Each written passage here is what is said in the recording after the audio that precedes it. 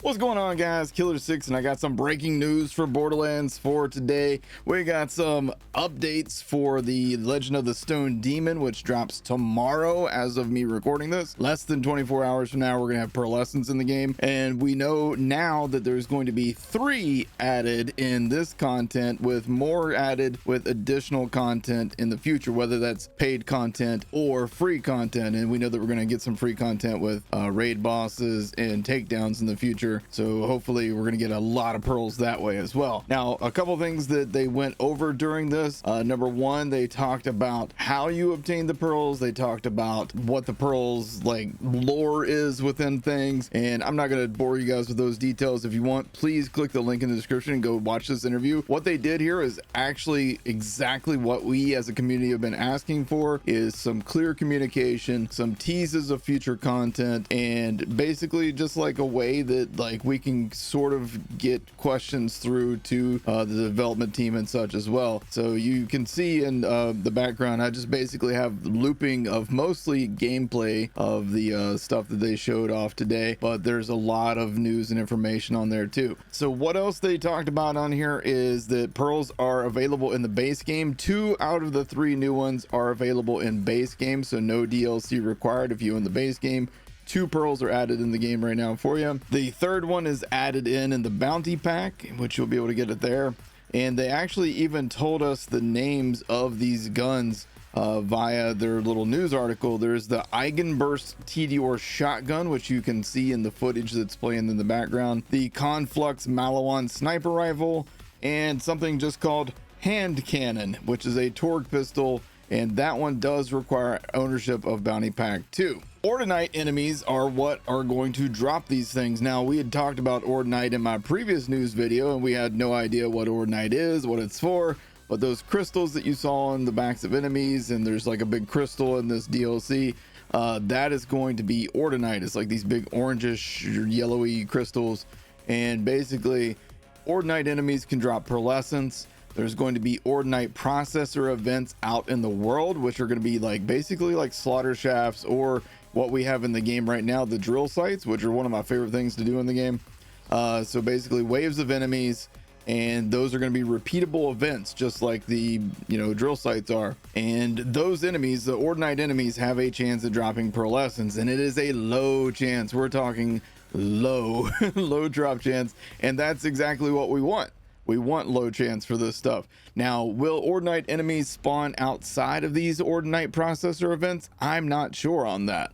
I kind of hope that they do. I kind of hope that we can get pearls elsewhere. I imagine that we're going to be able to get pearlescence from raid bosses and takedowns in the future. So we just have to kind of wait and see on that. Now, a couple other things that they talked about during this is that this map and this content, the bounty pack that we're getting tomorrow, the Stone Demon, is 3 to 4 times bigger than the last bounty pack that we got. There's going to be more loot in this zone added in, not just pearls, but legendaries as well. There's going to be more loot added in this zone than from all of the vault bosses combined in the base game. Now, Grant went ahead and clarified that a little bit. What he said was, excluding class mods, there are more unique gear items in the Bounty Pack 2 patch than all of the vaults in Kairos combined. So that is actually really promising. There's going to be a lot of stuff here for us to farm. I always love that. Now, Grant also went on to explain in this how the pearlescent items work, and what they do is they basically give you an extra elemental override. So if you're shooting a shielded enemy and your pearlescent is a corrosive gun but rolled the shock override, it will automatically convert to shock damage when shooting a shielded enemy, but will stay as corrosive for all their health types.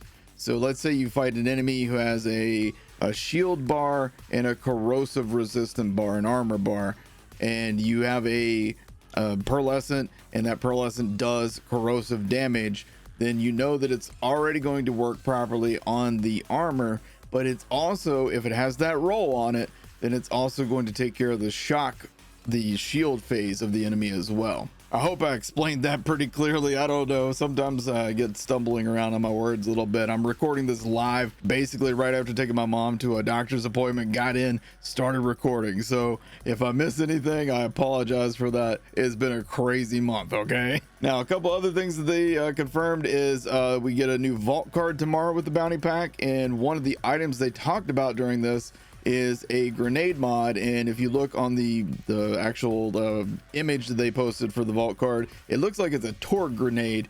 And what they said this grenade will do is it creates decoys so that you can escape from combat. So I don't think it's going to be a grenade for damage unless those decoys explode and do damage. Maybe that's how that works. But I'm hoping, you know what I'm really hoping for? I'm hoping that these decoys are actually Mr. Torque. If so, you know what? That's dope. But we'll see. Guess we'll have to see when that happens. They also went ahead and talked about how there are going to be 3 mini bosses and the main boss in this content. We already kind of knew that, but they said that the 3 mini bosses are optional. You can go and seek them out. They're kind of hidden, and I think that's actually pretty dope. They talked about the verticality of this map as well, how there's some areas where you're going to be dropping down and you might not even know what you're dropping down into, but it does sound pretty cool how they have this thing laid out.